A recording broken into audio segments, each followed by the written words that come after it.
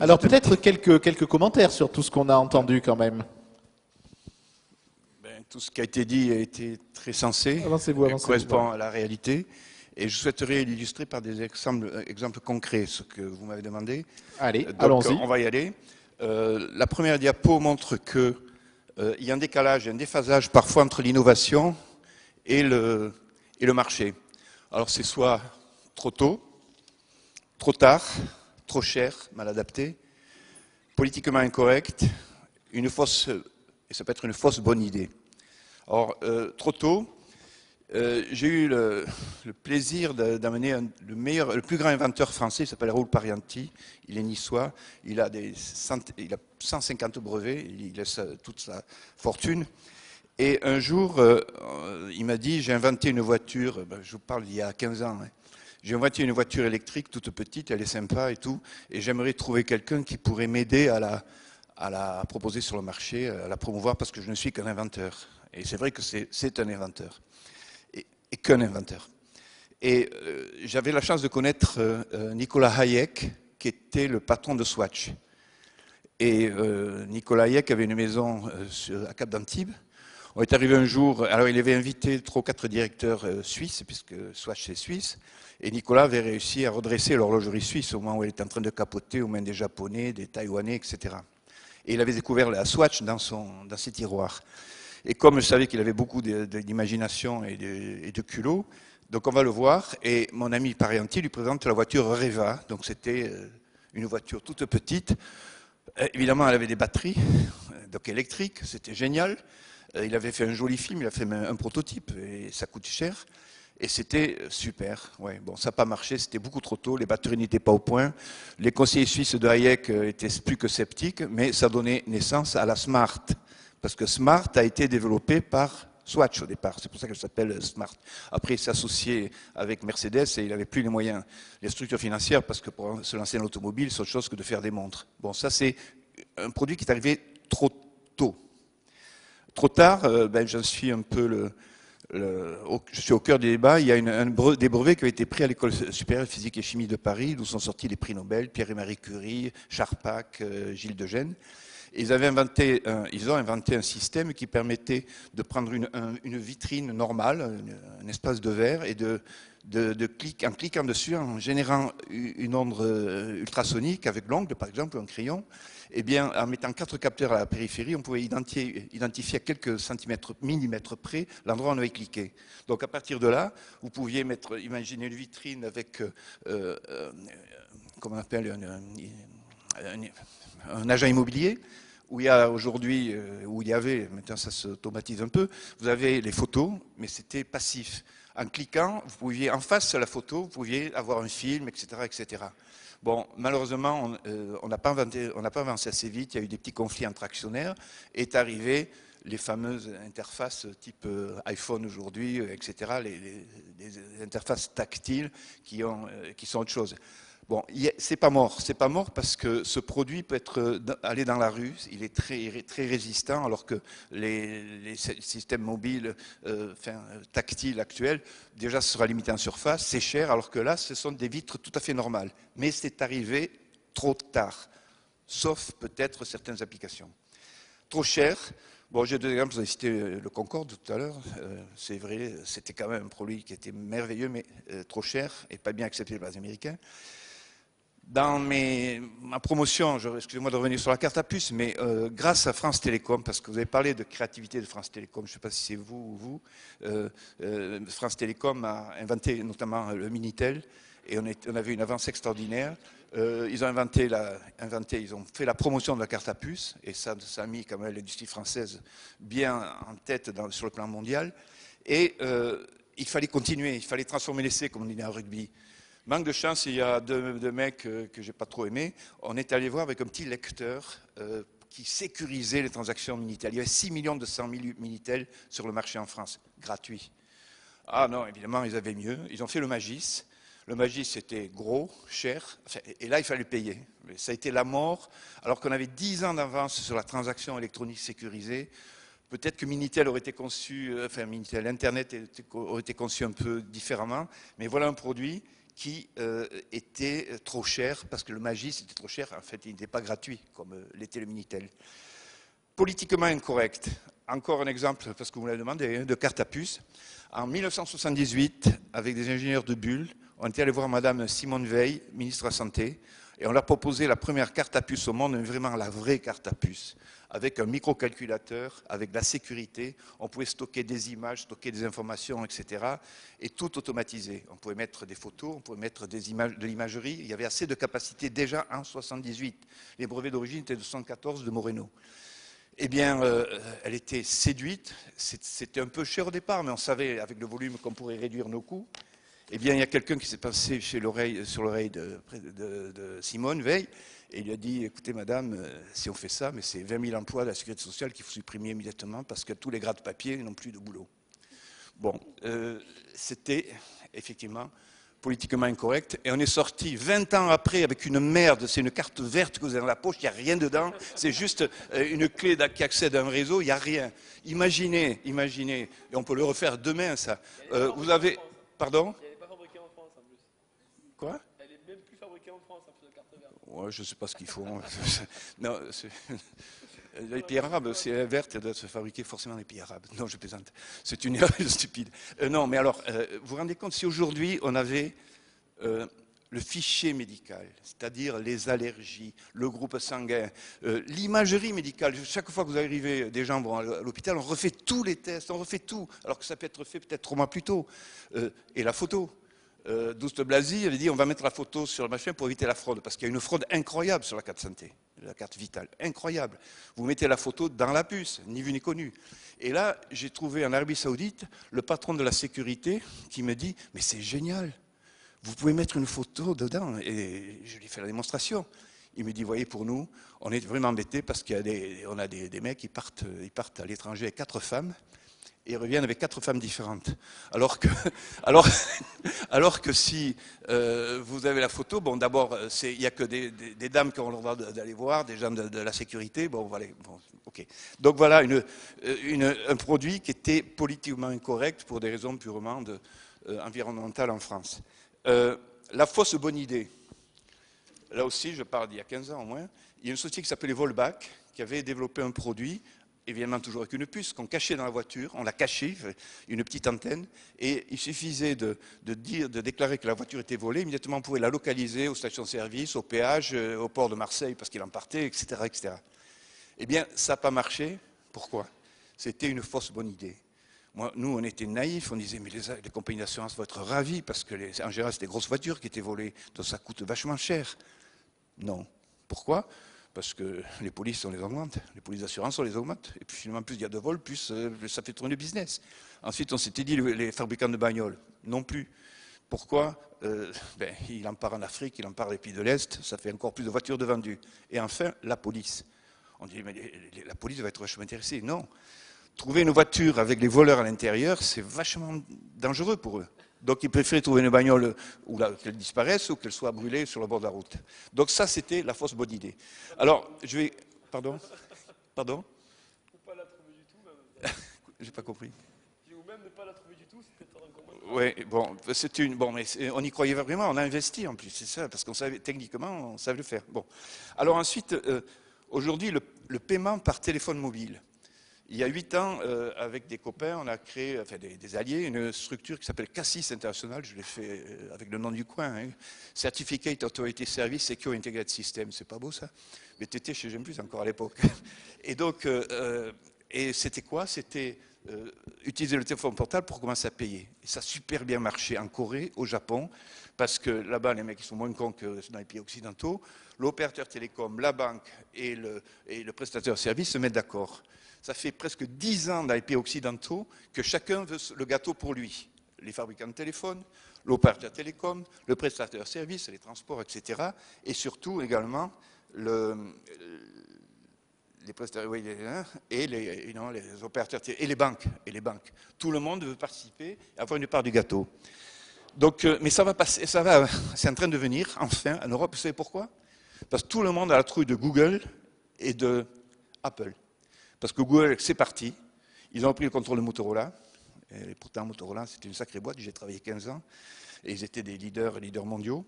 Et Apple, on ne sait pas trop ce qu'ils vont faire, mais on sait qu'ils vont y venir. Ils ont, avec iTunes, déjà, on peut payer, etc. Donc le téléphone portable, enfin, on va pouvoir payer avec. Donc la carte, l'équivalent de la carte bancaire, c'est dans votre téléphone. Il s'est passé un événement sérieux au cours des 2 dernières semaines. Je ne sais pas si vous avez vu, l'action de RIM BlackBerry, une société canadienne, BlackBerry, a plongé de façon spectaculaire. Idem pour Nokia.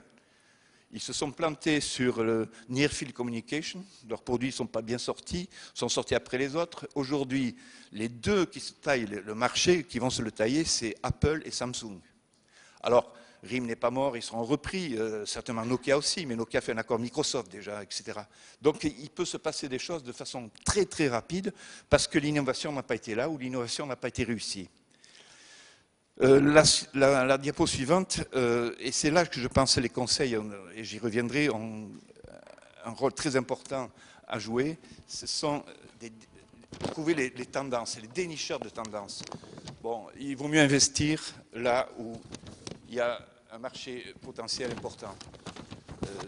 C'est bête à dire, mais on ne va pas aller investir dans l'acier aujourd'hui, ou je ne sais pas, enfin, ou dans les allumettes. Donc ça, c'est très très important de rester vigilant. IBM vient d'annoncer qu'en 2015, il y aurait 1000 milliards de terminaux qui seront connectés à Internet. Imaginez toute la richesse qui est autour de ça, toutes les applications à développer, tous les systèmes à valeur ajoutée. Un phénomène aussi très très important, c'est passer de la centralisation à la décentralisation. On a vécu l'informatique. Il y a 30 ans, on parlait de systèmes centraux, les mainframes. On ne connaissait qu'IBM et les grosses boîtes. Puis on est passé au mini-ordinateur, et puis au micro-ordinateur, et maintenant vous avez l'ordinateur dans votre poche. Et IBM ne fait plus d'ordinateurs. Ils sont uniquement dans les services quasiment aujourd'hui. Donc, et ça, on va le revoir aussi, je l'espère, et on va parler du produit qui tourne tout à l'heure, dans la génération de l'énergie. On va passer de gros systèmes comme les centrales atomiques ou les centrales thermiques, etc., vers de plus en plus, je l'espère en tout cas, vers des systèmes où on va générer de l'électricité, de l'énergie localement, y compris chez soi, avec les déchets un jour, j'en suis sûr. Donc il faut rester vigilant, il faut anticiper, et là vous avez tous, mesdames et messieurs, les conseils, je crois, un rôle à jouer en étant dénicheurs de tendance. Ensuite, le stockage. Il y a 2 types de stockage qui sont extrêmement critiques. Le stockage des informations informatiques, et les entreprises de moins en moins ont leurs ordinateurs. On va vers le cloud computing, c'est-à-dire le stockage se fait dans le ciel, dans les nuages. En fait, c'est des gros centres qui gèrent ça pour vous. Gros problème de sécurité, par exemple. Toutes les informations vont partir et ne sont plus chez vous. Mais de toute façon, Google vous suit déjà, sachez-le. Le stockage de l'énergie. Les batteries auront une limite, donc il faut passer à d'autres systèmes de stockage, et piles à combustible, etc., etc. Et aussi, surtout, à la génération d'électricité ou d'énergie en local. Comment contribuer? Bon, veille technologique, bien sûr. Les échanges avec les laboratoires. Ce qui a fait le bonheur des Américains, c'est que très souvent, les universitaires sont devenus chefs d'entreprise. En tout cas, il y a des échanges très intimes. Les universitaires font des stages de longue durée, et parfois créent leur entreprise après avoir fait un stage de longue durée. Intel, c'est le meilleur exemple. Bob Noyce, les 3 fondateurs, Bob Noyce, Andy Grove Andy Grove, que j'ai cité tout à l'heure, et Gordon Moore, sont tous des profs. Ils étaient dans la Silicon Valley, ils étaient à Stanford, ils ont créé Intel. Gordon Moore, c'est celui qui a développé la loi de Moore, c'est-à-dire que tous les 18 mois, la complexité des puces augmente d'un facteur de 2. Bon, voilà. Alors, comment contribuer? Je pense que les conseils, vous avez un rôle très important à jouer, j'y reviendrai à la fin. Dernier slide sur cette partie, c'est... Bien près du micro, Marc, voilà, pour qu'on vous entende bien. C'est l'export. Il faut absolument, et si j'ai un seul conseil à donner à une jeune entreprise, il faut très vite penser à un produit qui pourra se vendre dans le monde entier. Et pour ça, il faut s'en donner les moyens, il faut maîtriser les langues, il faut avoir des partenariats. J'ai discuté avec mon voisin, mon ami qui fait les jet skis, etc. Bon, il a un très bon représentant en Chine, mais un jour il sera, je crois, à mon avis, obligé de fabriquer en Chine. Et en Chine, avoir une société qui est complice, c'est elle qui va vous protéger mieux contre la contrefaçon. Parce que, et si elle peut avoir quelque part dans la société, ou inversement, une joint venture, je pense que c'est très important. L'export, les langues. Les sociétés qui exportent sont en général les plus innovantes, les plus performantes, les plus motivantes pour les employés et pour les financiers. Donc ça, c'est très important. Alors, vous avez tous entendu parler de BRICS, c'est Brésil, Russie, Inde et Chine. Les pays occidentaux représentent à peine 20% de la population. Il faut alors jouer avec les BRICS et les pays qui sont associés à eux. C'est là que vont se trouver les marchés, c'est là que les enjeux sont les plus importants. C'est là aussi que l'on va apprendre à servir d'autres marchés et à réduire les coûts, parce qu'il faudra être très très compétitif. Et ça, c'est extrêmement important. Et il y a une expression qui dit « If you cannot beat them, join them ». Si vous ne pouvez pas les battre, n'allez pas contre le courant, allez avec eux. Et ne croyez pas que je prêche pour qu'on sorte l'industriel de la France, mais je crois que c'est pour protéger mieux l'industrie en France qu'il faut qu'on soit compétitif et que l'on puisse trouver de bons partenaires. Il ne faut pas être naïf, bien sûr, mais exportons. C'est là que les marchés vont être les plus importants. La croissance en France et en Europe va être ridicule. On en 2%, ce ne sera pas 2% malheureusement. Ailleurs, c'est du 8, 10, 15% selon les pays. Donc il faut se préparer à exporter absolument. Et je voudrais terminer avec un proverbe, alors il faut aller vite, ce qu'on appelle dans notre jargon time to market.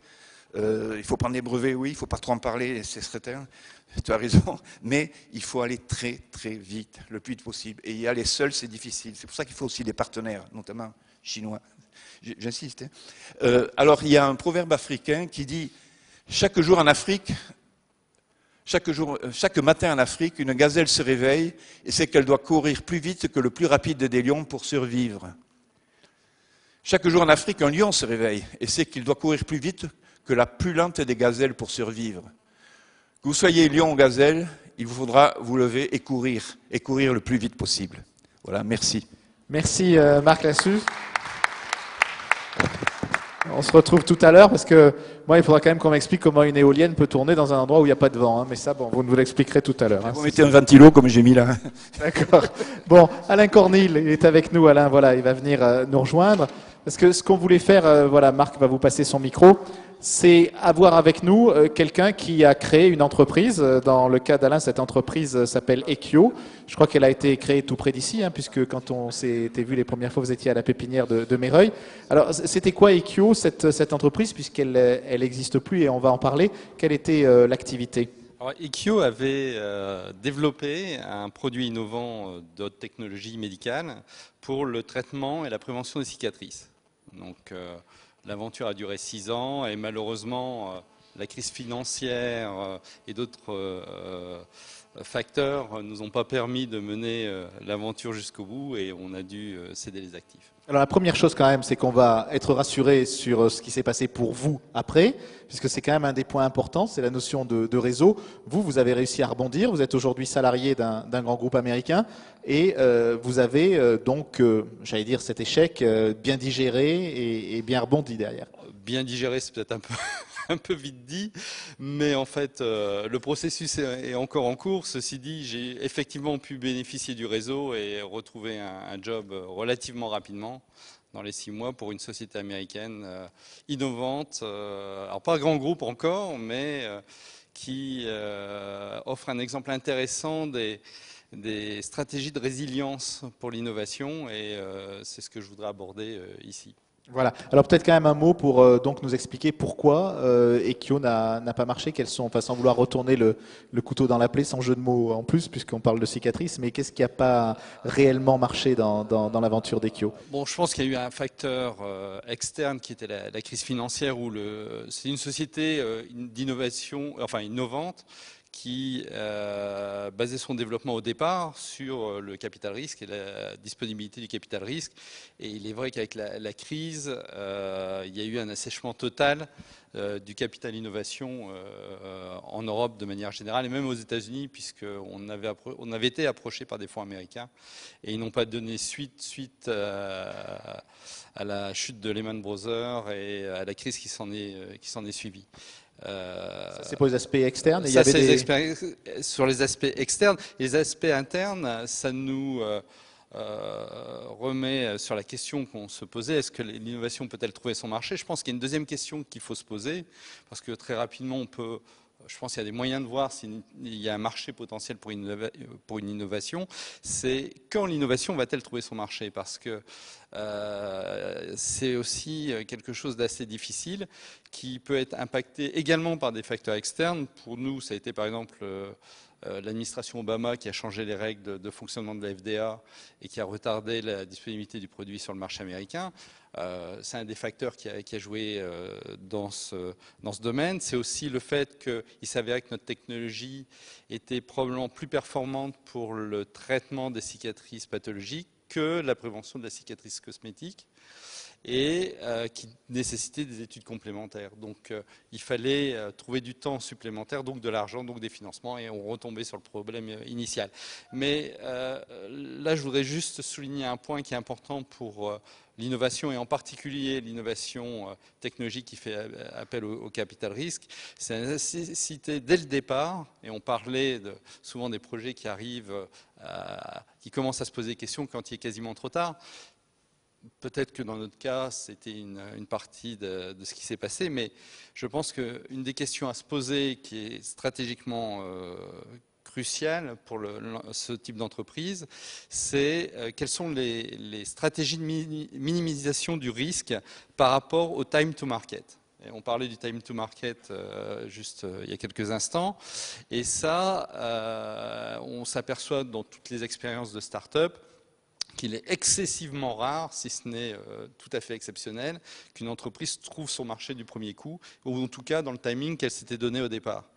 Et le fait de développer des stratégies parallèles, qui peut être par exemple de fabriquer des produits pour compte d'autrui, de faire, au lieu de faire une innovation de rupture dès le départ, penser l'innovation avec des applications sur des innovations incrémentales, peut apporter une solution pour mieux gérer le temps et mieux gérer les besoins financiers de l'entreprise.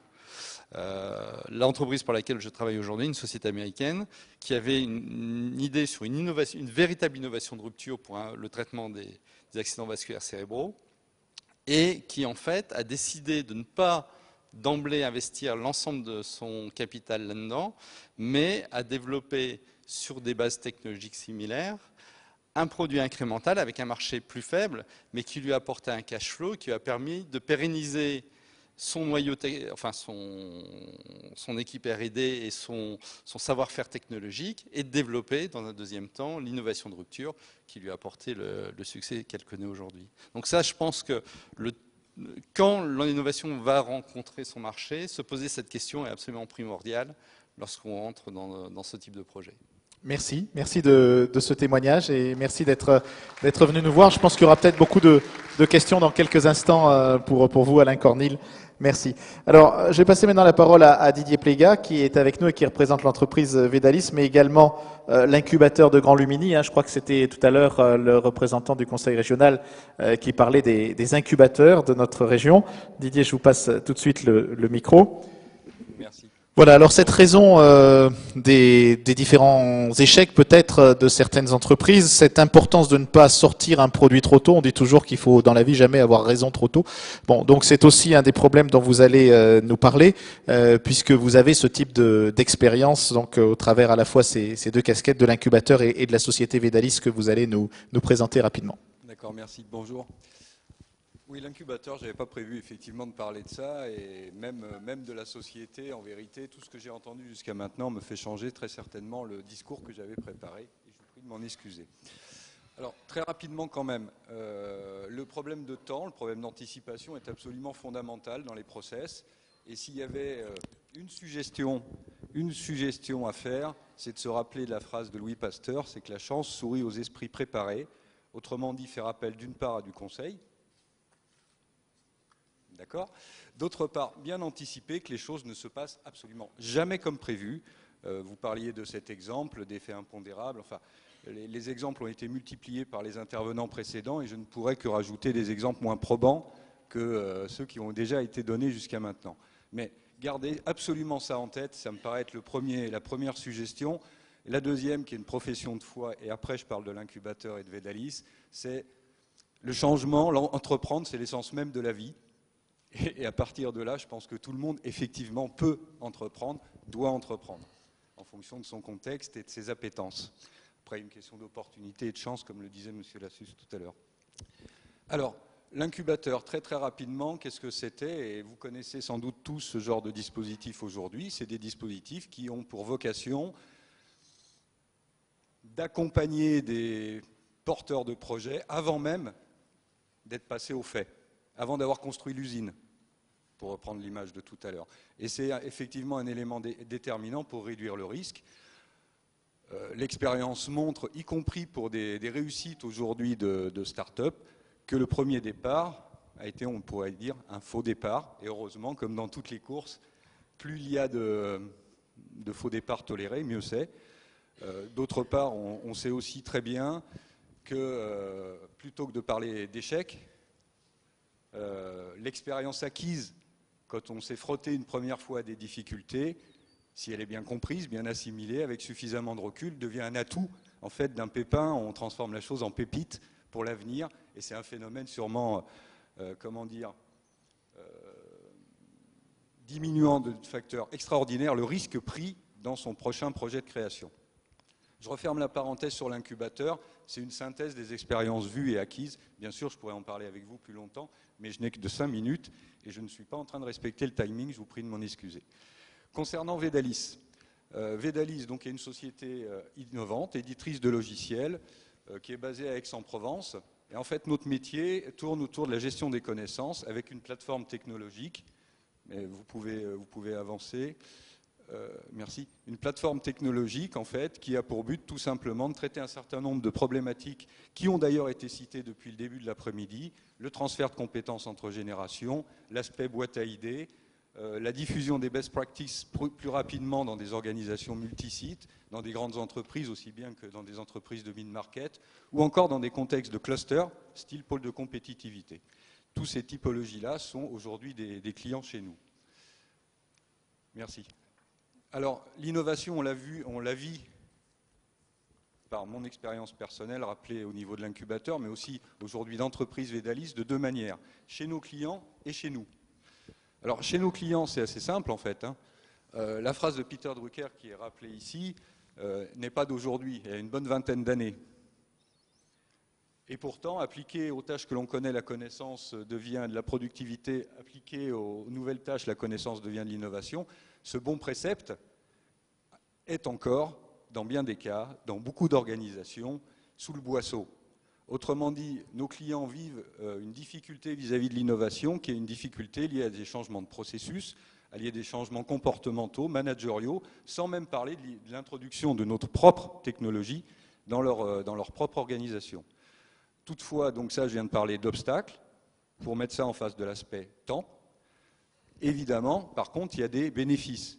Nous, on constate dans notre clientèle qu'effectivement, des taux de contribution, de participation qui sont faites par des process traditionnels et situés en gros à 1% de contributeurs, de participants à l'effort collectif, passent à des niveaux de l'ordre de 10%, voire à 30%, avec les plateformes que l'on fournit à nos clients, accompagnées bien sûr de conseils et d'un accompagnement ad hoc pour que cela fonctionne bien, puisque c'était un élément fondamental. Je n'ai pas été payé pour parler de conseils. Je tiens à le préciser, ceci dit, avec plaisir. Donc le premier point, l'innovation chez nos clients, effectivement, introduction de processus, introduction de technologie, problème de temps. Vu du côté de Vedalis, il est vital, c'est vital de rester en avance de phase. Vital pourquoi? C'est la gazelle, tout simplement. On est dans l'industrie du logiciel qui n'est pas protégeable par brevet. Bon. Qui est difficilement protégeable par brevet, voilà, on va dire ça comme ça, en tout état de cause, qui peut être copié en tout cas assez facilement, et notre seule manière de faire, c'est de rester un temps d'avance. C'est pour ça qu'on collabore d'ailleurs avec des organismes de recherche, comme le Centre de recherche en gestion de Polytechnique par exemple, sur des aspects managériaux, et notre métier, un des aspects de notre métier, c'est d'introduire dans notre logiciel quelque chose qui va servir de support à ces nouvelles visions managériales autour de la vie d'une entreprise, avec du décloisonnement, etc. En gros, pour faire très simple, l'entreprise 2.0, si ça peut donner une image marketing ad hoc autour de notre métier. L'innovation aussi, c'est aussi une problématique qu'on a dû gérer. Pourquoi ? Je vous donne simplement quelques dates au niveau repère. On a commencé à réfléchir à cette entreprise dont l'activité économique a commencé fin 2004, en 2002 ou en 2003. En particulier d'ailleurs avec d'anciens de J'aime Plus. Et je dis bien J'aime Plus, pas Gemalto. Ensuite, 2004-2007, ça a été de l'investissement dans la technologie. Le logiciel n'est pas tombé du ciel, il a bien fallu investir. On a choisi une trajectoire industrielle qui nous a fait faire passer ça à l'épreuve des faits. C'était un des éléments clés qui était sur tout à l'heure un slide de Philippe Morana, si je me souviens bien. Passer ça à l'épreuve des faits pour voir si, au-delà de la fiabilité de notre technologie, les principes eux-mêmes avaient une efficacité business une fois mis en œuvre. Et ça a été le cas. Et c'est simplement depuis en gros 1 an qu'on sort à peu près du bois. Donc il a bien fallu gérer ce temps de 8 ans, quasiment, de maturation, et ça l'anticiper en gérant avec beaucoup d'efforts les maigres ressources financières que nous avons su mobiliser en tant qu'actionnaires investisseurs, mais aussi avec l'aide d'organismes tels que la région ou OSEO, au passage, ou des initiatives d'État comme le statut de jeune entreprise innovante ou encore le CIR. En tout état de cause, ce qui nous a permis de survivre, et la partie n'est pas gagnée aujourd'hui, mais ce qui nous a permis de survivre aussi, c'est d'anticiper sur ces problèmes de décalage dans le temps et de time to market qui se sont cumulés, le temps de développement, le temps de commencer à avoir un comportement dans les entreprises qui attire l'attention sur ce genre de solutions à leurs problématiques, et le temps même de mise en œuvre et de déploiement dans les entreprises de ce genre de solutions. Pour finir, simplement ce temps de mise en œuvre et de solutions, on est loin là de processus où c'est binaire, c'est avant-après, on est dans des processus plutôt de nénuphar, où l'entreprise, par petits bouts, met en œuvre ce style d'application dans ces sociétés. Je vous remercie de votre attention, je n'ai pas dû trop déborder. Merci Monsieur Pléga. Alors, on va maintenant passer au temps de questions-réponses, comme tout à l'heure. Donc, par rapport aux interventions que vous avez entendues, qui veut prendre le micro et poser une question ou émettre un témoignage ? Qui veut intervenir ? On a une bonne dizaine de minutes de débat, puisqu'on attaque la 3e table ronde à 17h, donc allez-y. Vous m'entendez ? J'ai entendu tout à l'heure que 95% des entreprises et des startups innovantes disparaissaient dans les 5 ans. Je veux savoir si j'ai bien entendu et d'où vient cette source. Philippe, peut-être, puisque c'est vous qui m'avez communiqué ces informations. Oui. En fait, il s'agit uniquement des chiffres d'une étude dont je vous fournirai la source, et qui est basée uniquement sur des entreprises industrielles dans une période tout à fait déterminée. Donc on ne peut pas considérer que forcément c'est un chiffre qui est représentatif des données réelles. Ceci dit, on a quand même un taux de mortalité très fort des entreprises innovantes. Ça, c'est un constat. Au bout de 5 ans, c'est effectivement des choses qu'on constate régulièrement. Il y a des différences fortes lorsqu'on a préparé cette session avec Fabienne, qui elle est plus, alors j'ai employé des termes qui est plus B2C et moi plus B2B.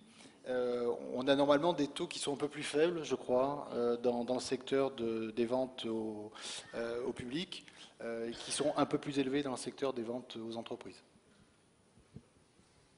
Je vous fournirai les sources.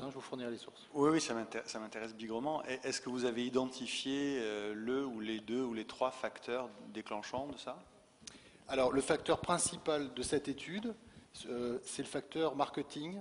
C'est-à-dire que dans les entreprises qui n'ont pas atteint leurs 5 ans de maturité, on avait 75% de ces entreprises qui ont disparu pour des facteurs d'études liés à une absence de marketing.